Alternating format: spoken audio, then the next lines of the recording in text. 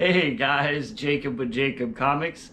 Happy New Comic Book Day, April 26th, 2023. I hope all you guys found all your books in your cubby or on the new comic book shop wall, mailed to you. However you guys get your books, I hope you guys found all the books that you were looking for this week. I know I did, and a whole lot more. And before we get dived into that, remember to like, comment, and subscribe. Helps the YouTube algorithm spread me out so other comic people can find my channel and come hang out and talk about comics. Alright guys, let's go ahead and get dived into last week's. It's only a top 4 this week because I only picked up 4 books. So we'll start off with the number 4 slot. Last week was Wolverine was X-Force 39, which was actually had no Wolverine in it. I guess Wolverine has left the team. Kind of an interesting jump on point for people if they're interested in picking up X-Force. It looks as though the X-23 Laura Kinney, the one that was resurrected, not the one that spent many years in hanging out with Sync in the other realm. This is a much younger Laura Kinney. She's apparently gonna, because she's not on the X-Men title anymore, looks like she's gonna be moving over to X-Force now. Colossus joined the team, and yeah, it's kind of interesting. I liked every comic I read this week, so this is just in order of what I thought was the best, right? It was still a really good read. Nightwing 103. Also, usually it's this is the number 1 read of the week, but this one. Well, there's nothing wrong with it. It was a good issue. We actually have a bunch of the Titans show up in this issue, and feels like we're kind of leading towards the Titans actually comic line starting up. I'm pretty excited about that. Probably going to be picking up and seeing if they can't keep me on board if it's drawn well and has a good story. I've always been a fan of a bunch of the Titans characters. So number 2 this week was actually Red Goblin 3. Now, Red Goblin 3 was really good. The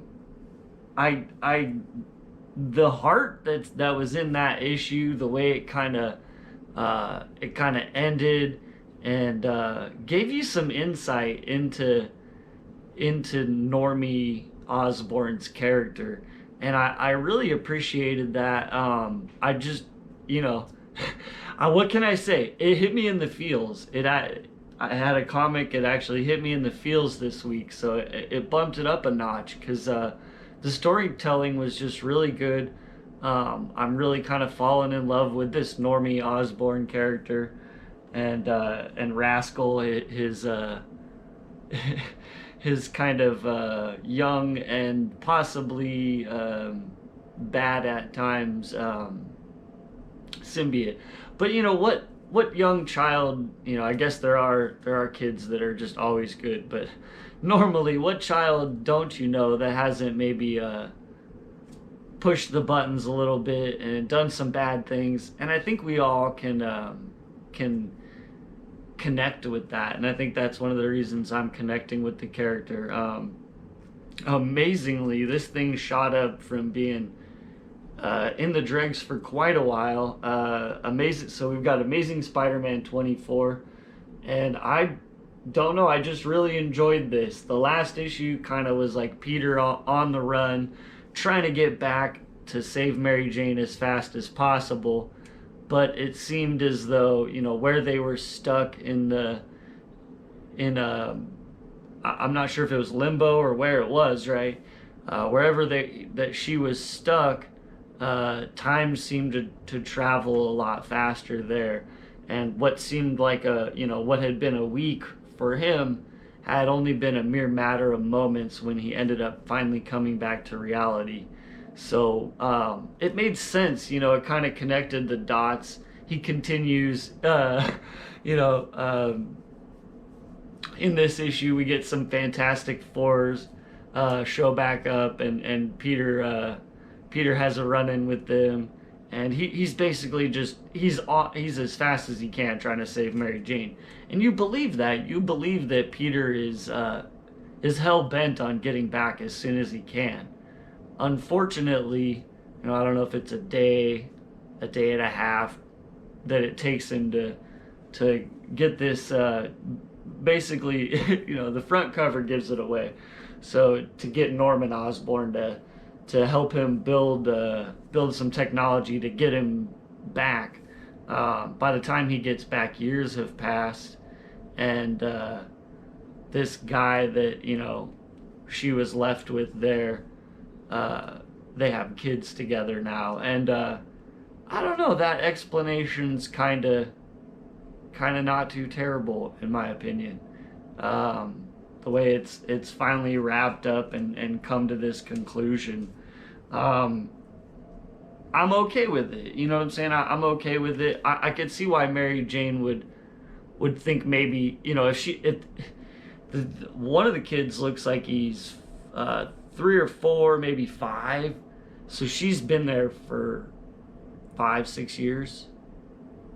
At that point, would you not think, well, maybe he's not coming back? And so you can't really fault. I feel like you can't fault her for that, and the choices that she made, and that she's just moved on now, and I feel like Peter has to accept that. And we can get some Peter, maybe he's single. Looks like he's possibly kind of dating Felicia. Well, let's see where that goes. I assume at some point someone else will figure out a way to completely rewrite all this as though it never happened, and he'll be back with MJ. But for now, I think this is it's an interesting story. I'm having a lot of fun with it.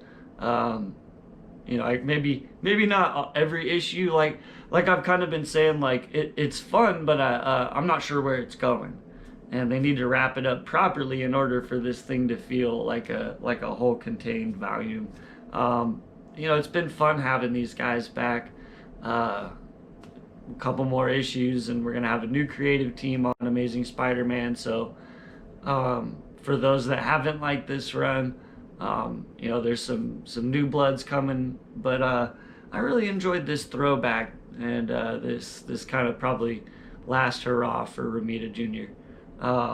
So that was the top of top 4 from last week. Excuse me. Let's go ahead and get dived into what I got this week. Now, obviously, I've got this sitting here, and so this is, I guess, the first thing I'll show. I got the free comic book day. It wasn't free. The box wasn't free, but I just really like this one. On the side here, you've got all these. You got Miles, Spider-Man, Spider-Gwen, Peter Porker, and Spider-Punk, and you've got these spider characters here. I just thought it was a cool box, and yeah. you guys know me. I'll pick up these boxes from time to time, and then check this out. My comic shop, I don't know, sometimes I'll glance in their t-shirts. I've never seen this one there before. I don't know if they ordered it thinking of me or if they just ordered it, but we've got a Spider-Man 2099 t-shirt. I have not even taken this out to see fully what it is. I just saw Spider-Man 2099 there, and I was like, oh yeah. What size is it? Extra large. One size too big, but not too big that I couldn't wear it. Oh, that is awesome. So, picked up a Spider-Man 2099 t-shirt. I feel like that's not a t-shirt you find all that often, at least not here in Iowa. So, we have that, and then for new comics this week, we'll start off with Marvel. We got Hulk 14. It's the last issue of Hulk, with Ryan Otley on story and art, and yeah, he's taking on Titan, as you can see. I'm really curious to see how Otley wraps this up. I don't know what happened with Cates. He just kind of disappeared on Thor and Hulk. Yeah, this is another book that's getting a new creative team. Except, as with the usual Marvel trend, they're gonna go ahead and rebrand it as a new number one. I think it's gonna be Incredible Hulk number one. Anyways, I am looking forward to that. I can't help myself. So here we have. I've been really enjoying this run. I don't know. It's just been a lot of fun. Deadpool number 6, still on board for that. Looks like he's going out on a date with this girl again here, and people are chasing him. That's kind of been what's going on the past couple issues. Last Marvel book we have up here, Mary Jane and Black Cat number 5. I believe this one's a 6-issue miniseries. I've been enjoying it so far.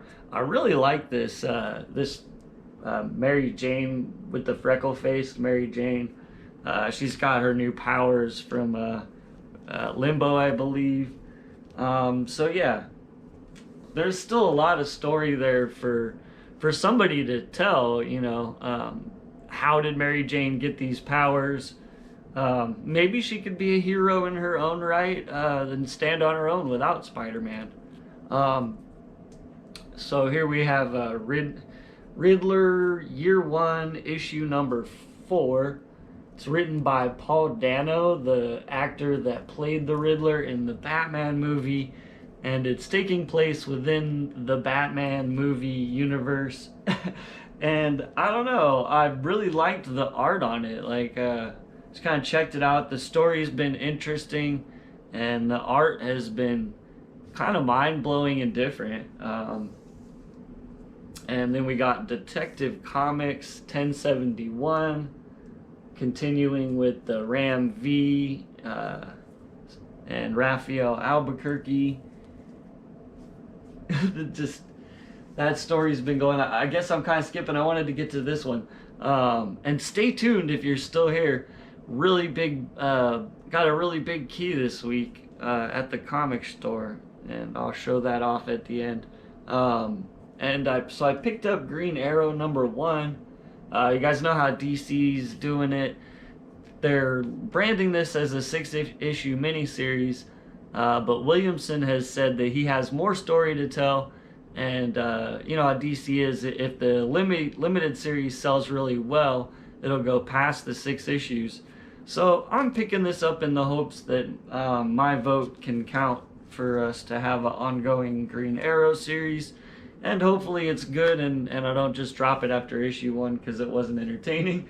And then we got the DC Connect this week. Super excited to look through this and see what books we have coming up in a couple months, and the brand new Marvel free previews.